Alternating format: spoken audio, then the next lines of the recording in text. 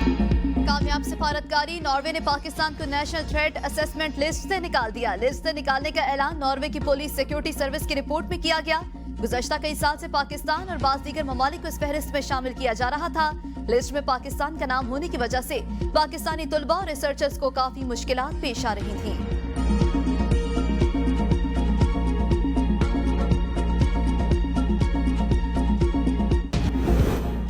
सिंध में नए आईजी की तैनाती पर एमक्यूएम बरहम, सूबाई हुकूमत पर कड़ी तनकीद। विफाकी हुकूमत से सिंध में बढ़ते जराइम पर नोटिस लेने का मुतालबा कर दिया।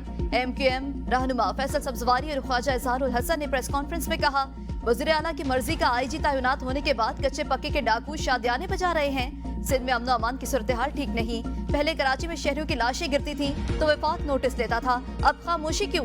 वज़ीर दाखिला सिंध मुंह खोलने से पहले आंखें खोलें। सिंध हुकूमत अपनी कामयाबी के खुमार से वापस ही नहीं आ रही है। ख्वाजा इजहार बोले, पूरे सिंध में रेंजर्स को यकसा इख्तियारात दिए जाएं। नई हुकूमत आते ही जराइम पेशा अफराद को कत्ल करने का लाइसेंस मिल गया।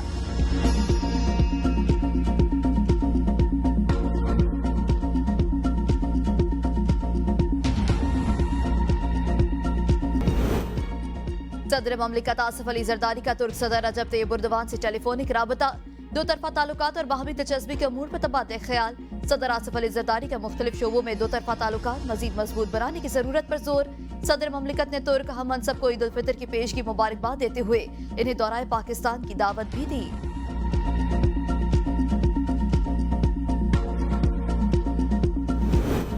वज़ीर आज़म शहबाज शरीफ मदीना मुनव्वरा से उम्रे की अदायगी के लिए मक्का मुकरमा रवाना।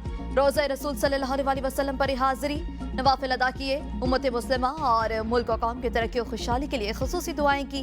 वज़ीर आज़म शहबाज शरीफ ने फ़लस्तीन और मकबूजा कश्मीर के मजलूम मुसलमानों के हक में भी दुआ की। वज़ीर आज़म पंजाब, वज़ीर आला पंजाब मरियम नवाज ने भी रोज़ा रसूल सल्लल्लाहु अलैहि वसल्लम पर हाजिरी दी और सलाम पेश किया। कबर अज़ी मदीना मुनव्वरा के गवर्नर शहजाद सलमान बिन सुल्तान ने वज़ीर आज़म शहबाज शरीफ का इस्तकबाल किया। मुल्क में माशी नमूद के लिए डॉलर जरूरी, डॉलर खत्म, नमू खत्म, फिर IMF की मदद मांगनी पड़ जाएगी।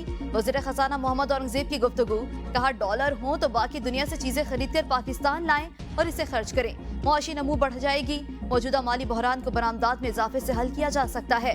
बरामदात बढ़ाने के लिए साजगार माहौल फराहम करना हुकूमत की जिम्मेदारी। मुशावरत से किए गए सही फैसलों से साजगार माहौल फराहम करके एक्सपोर्ट बढ़ाई जा सकती है।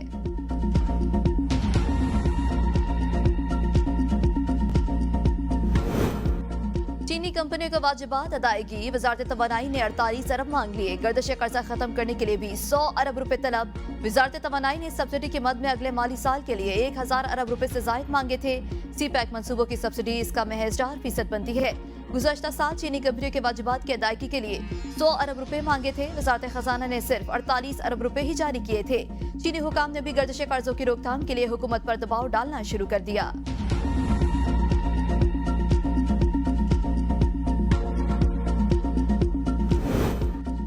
तारीख में पहली बार इक्तिसादी राबता कमेटी के इजलास की कार्रवाई खुफिया रखने का फैसला। विफाकी वजीर खजाना की सरकारी सतह पर काबीना की इक्तिसादी राबता कमेटी के इजलास की खबर जारी न करने की हिदायत।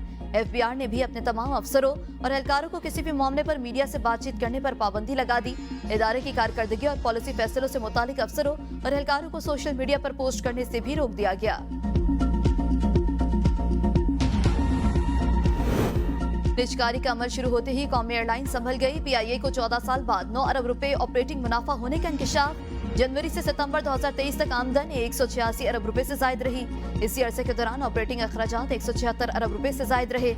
इस दौरान PIA ने 1 अरब रुपए से जायद का टैक्स भी अदा किया।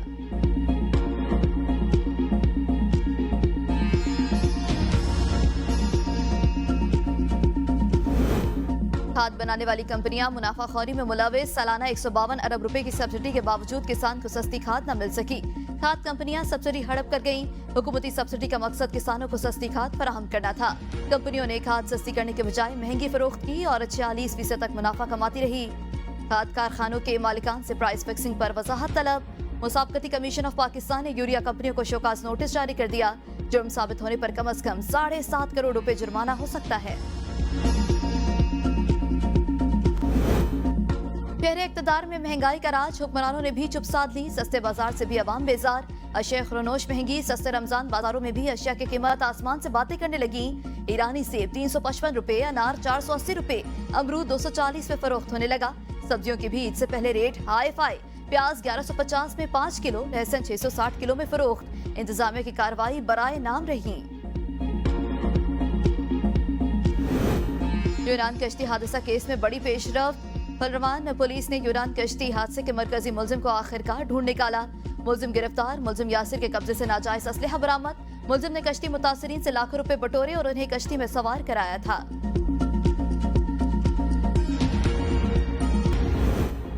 ईद पर सजना सवरना, दूसरों से मुनफरिद नजर आना खवातीन समेत हर किसी की ख्वाहिश। कहीं फेशियल तो कहीं मेहंदी, कहीं चूड़ियों की खनखनाहट। बाजारों में हरी, लाल, नीली, पीली चूड़ियों के स्टॉल सज गए। चलमलाते लिबास खवातीन के दिल लुभाने लगे। छुट्टी के दिन शहरों का बाजारों का रुख।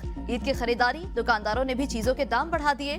टेलर मास्टर्स की दुकानों पर रश बढ़ गया। मुतादिद दुकानों पर हाउसफुल के बोर्ड्स भी लग गए।